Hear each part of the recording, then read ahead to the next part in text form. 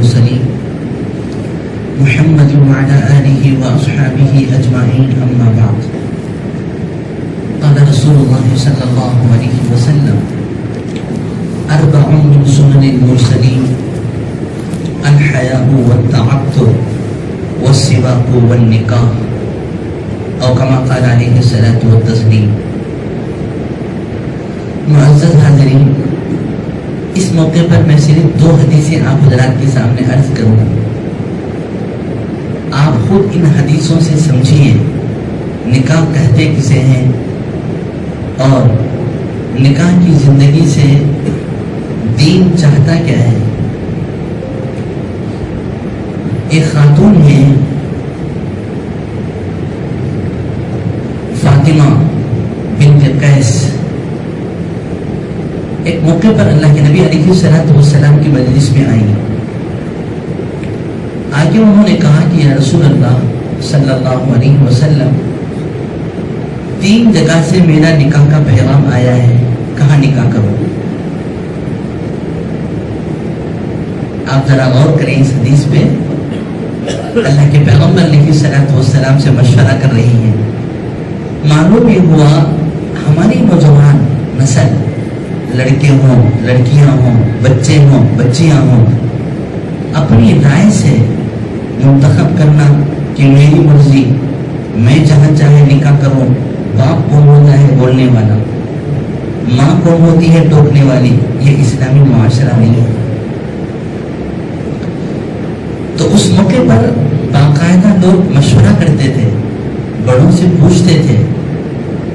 تو انہوں نے کہا کہ یا رسول اللہ صلی اللہ علیہ وسلم، 3 جگہ سے نکاح کا پیغام آیا ہے، کہاں نکاح کروں؟ حدیث شریف کا خلاصہ ہے، آپ نے پوچھا کہاں سے آیا؟ انہوں نے کہا کہ ایک تو تینوں صحابی ہیں، تینوں کے تینوں صحابی ہیں۔ کہا کہ ایک ہیں ابو جہم رضی اللہ تعالیٰ، دوسرے ہیں امیر معاویہ، تیسرے ہیں اسامہ بن زید۔ یہ 3 ہیں، نکاح کہاں کروں؟ میرے بزرگوں عزیزوں، یاد رکھیں، جب کوئی کسی سے مشورہ پوچھتا ہے 2 ہی صورتیں ہیں، یا تو مشورہ دینے کی طاقت ہے یا نہیں ہے۔ آدمی کے ذہن میں اگر اس مشورے کے متعلق کوئی باتیں آئیں، جھٹ سے اسے مشورہ دے امانت داری کے ساتھ۔ اگر اس سلسلے کی کوئی بات نہ آئے، صاف طور پر کہیں کہ ہم آپ کے لیے دعا کریں گے، اور یہ ہماری سمجھ میں نہیں آتا، یہ امانت داری ہے۔ صاف طور پر کہیں کہ آپ جو بات پوچھ رہے ہیں ہماری سمجھ میں تو بات نہیں آتی، آپ کے لیے ہم دعا کریں گے، آپ کسی اور سے مشورہ کریں۔ تو اللہ کے نبی علیہ السلام نے تینوں کے تینوں صحابہ ہیں، سب کے سب آپ کے قریب رہنے والے ہیں۔ آپ دیکھیے اس مشورے کا جواب آپ کیسے دیتے ہیں۔ آپ نے فرمایا کہ فاطمہ، جہاں تک مسئلہ ہے ابو جہم کا، آپ نے کہا خلاصہ ہے حدیث کا کہ ہمیشہ ان کی لاٹھی ان کے کندھے پر رہتی ہے۔ ایک عرب کا محاورہ ہے، لاٹھی کندھے پر رہتی ہے۔ ہمارے یہاں کا محاورہ ہے غصہ ناک پہ رہتا ہے، فلانے کا غصہ ناک پہ رہتا ہے۔ عرب کا محاورہ ہے لاٹھی ہمیشہ کندھے پر رہتی ہے۔ حضرت فاطمہ بنت قیس کا مزاج میں تیزی تھی، غصہ تھا، ان کے مزاج میں بھی غصہ ہے۔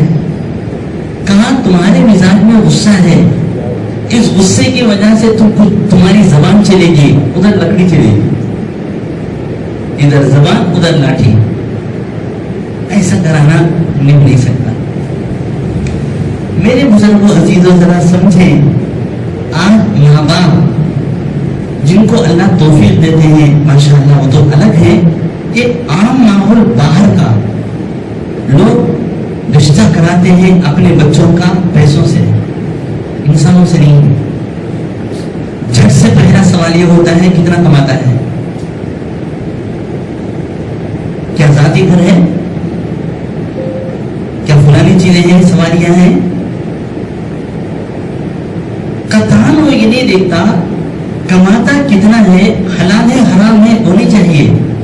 کتنا ہے. ابھی سے یہ لڑکی والے اس کے پیچھے پڑے ہوئے ہیں کہ وہ کماتا کتنا ہے, اتنا باقاعدہ اس کے پیچھے بینک بیلنس چاہیے, حلال و حرام ہو.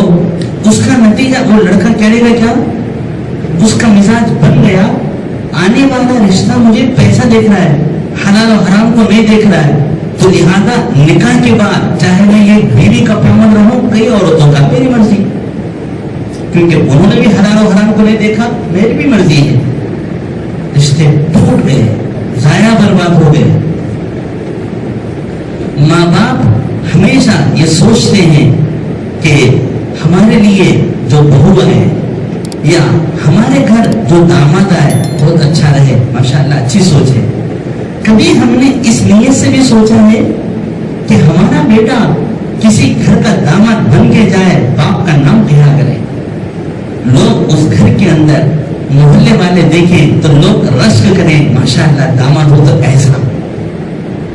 کیا پیاری عادتیں ہیں, کیسے وہ بڑوں کا احترام کرتا ہے, چھوٹوں سے کیسے شفقت کے ساتھ پیش آتا ہے.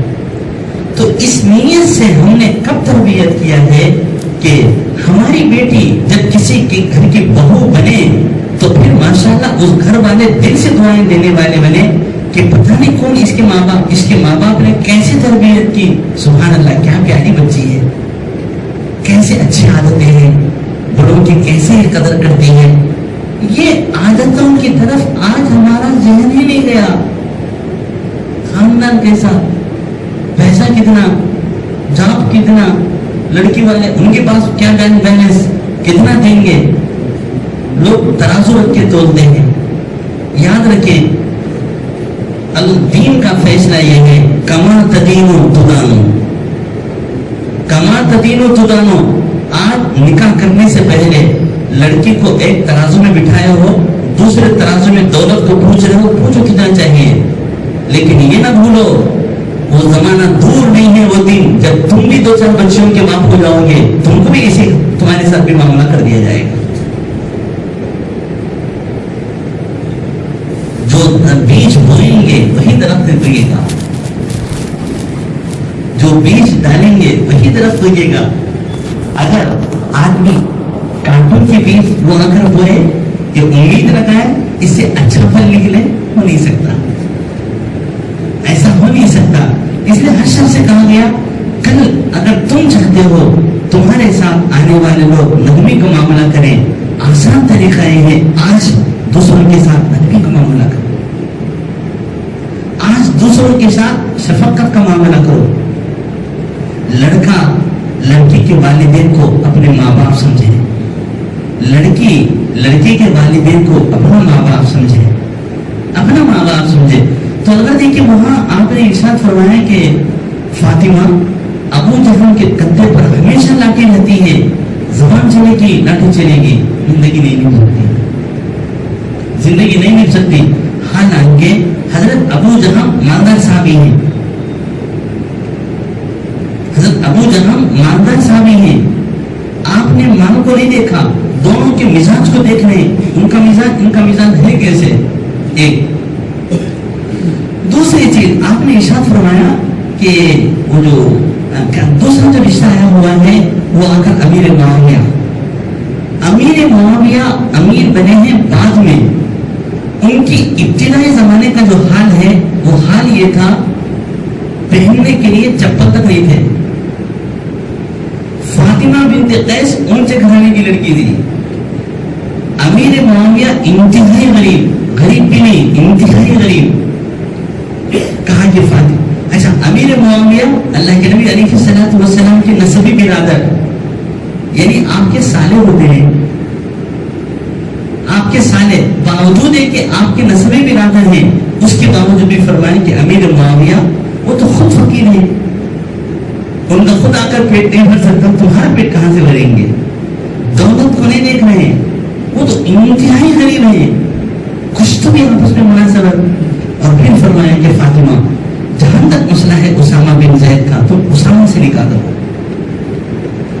تمہارے مزاج میں ان کے مزاج میں آپس دونوں کا مزاج جڑتا ہے. عجیب اتفاق کی بات یہ تھی اسامہ بن زید سامنے رنگ کے تھے. فاطمہ یہ عرب کی حسین عورتوں میں سے تھی. ان کی طبیعت مائل نہیں ہوتی تھی کہ وہ تو سامنے رنگ کے ہیں. کہا کہ فاطمہ اللہ اور اس کے رسول کی بات مانو, اس میں تمہارے لیے خیر ہے, تمہارے مزاج آپس میں جڑتے ہیں. چنانچہ اس کے بعد فاطمہ نے نکاح کیا. کہتے ہیں ماشاءاللہ ان کا گھرانہ اتنا مثالی گھرانہ ہو گیا مدینے میں. لوگ کہتے تھے میاں بیوی ہوں تو ایسے ہوں جیسے کہ اسامہ اور فاطمہ ہیں. میاں بیوی ہوں تو ایسے ہوں جیسا کہ اسامہ اور فاطمہ ہیں. ایک عملی نمونہ ہے ہمارے لیے کہ ہم اپنے بچوں کا نکاح اپنی ان کے مزاجوں سے کرانا ہے, عادتوں سے کرانا ہے. کسی کی شخصیت ترقی کرتی ہے نہیں کرتی دولتوں سے پتہ نہیں چلتا, ان کی عادتوں سے کہ عادتیں کیسی ہیں, بات چیت کا انداز کیسے ہے, بڑوں سے ملاقات کا انداز کیسے ہے.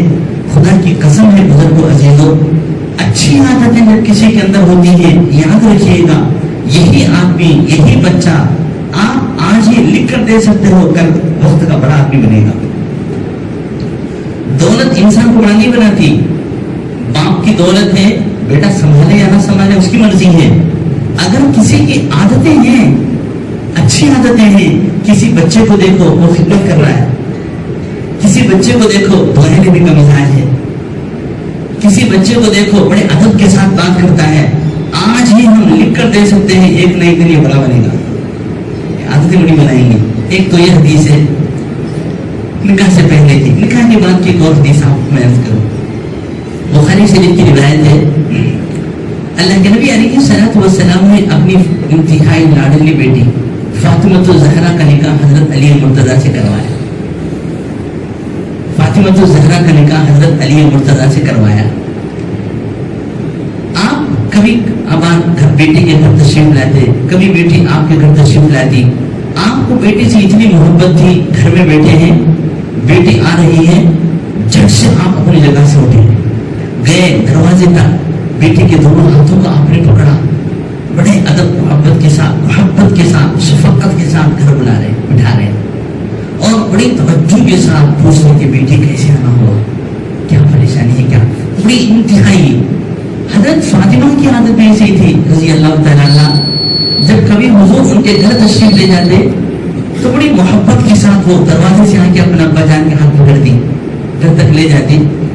ایک دن اللہ کے نبی علیہ الصلوۃ والسلام بیٹی کے گھر آئے, بیٹی کو دیکھا کہ پریشان بیٹھی ہے. بیٹی کی پریشانی پیغمبر دیکھ نہیں سکتے تھے. ایک دن آپ نے منبر پر کھڑے ہو کر فرمایا تھا فاطمہ میرے دل کا ٹکڑا ہے, جس نے فاطمہ کو تکلیف دیا وہ مجھے تکلیف دینے والا, جو مجھے تکلیف دینے والا وہ اللہ کو تکلیف دینے والا ہے. تو بیٹے سے آپ نے پوچھا کہ فاطمہ کیا ہوا, کیوں پریشان بیٹھی ہو. حضرت فاطمہ نے کہا کہ یا رسول اللہ صلی اللہ علیہ وسلم میرا اور حضرت علی کا آپس میں جھگڑا ہو گیا.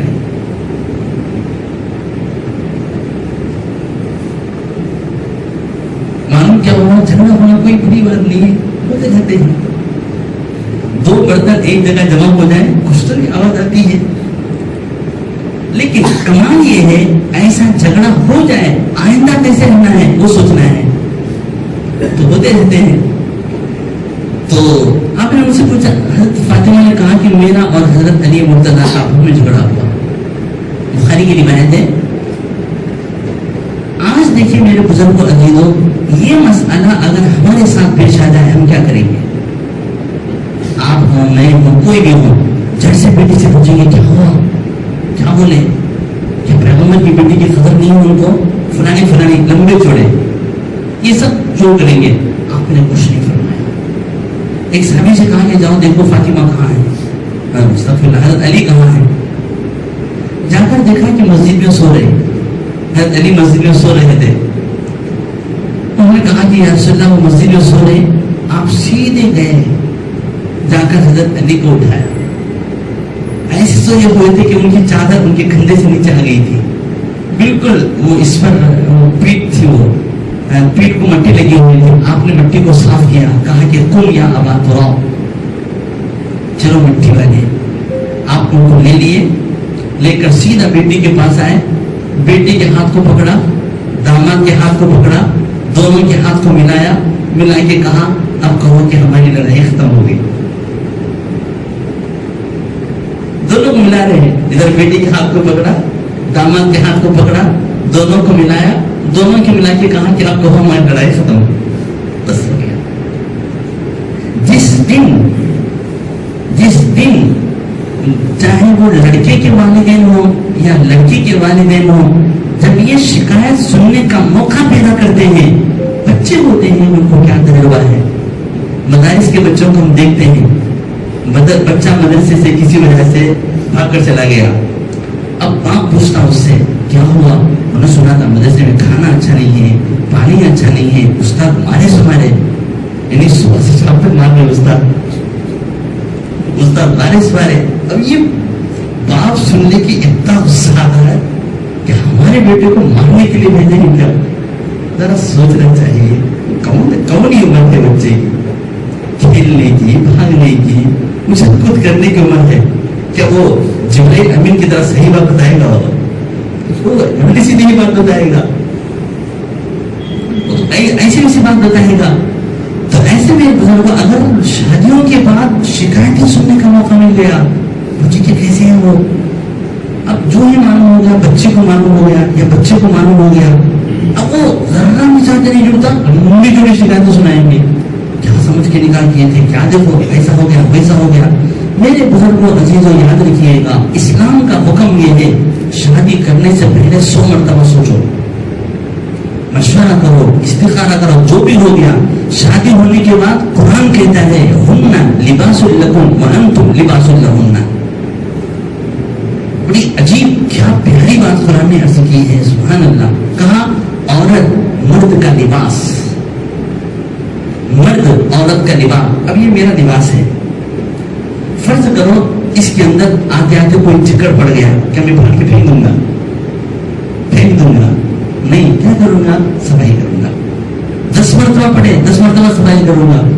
मुझे गुस्सा आके कपड़े को फाड़ दिया, फेंक दिया, और मैं कपड़े बनाने वाले को, सीने वाले को, रास्ते को, रोड बनाने वाले को सबको में गाली देना शुरू किया, तो लोग पागल कहेंगे। आदमी अपने लिबास की हिफाजत करता है, उसके अंदर कुछ भी हो जाए उसे उतारता नहीं है। अच्छा, उतारता भी है तो क्या करता है? सफाई करता है, फिर पहनता है।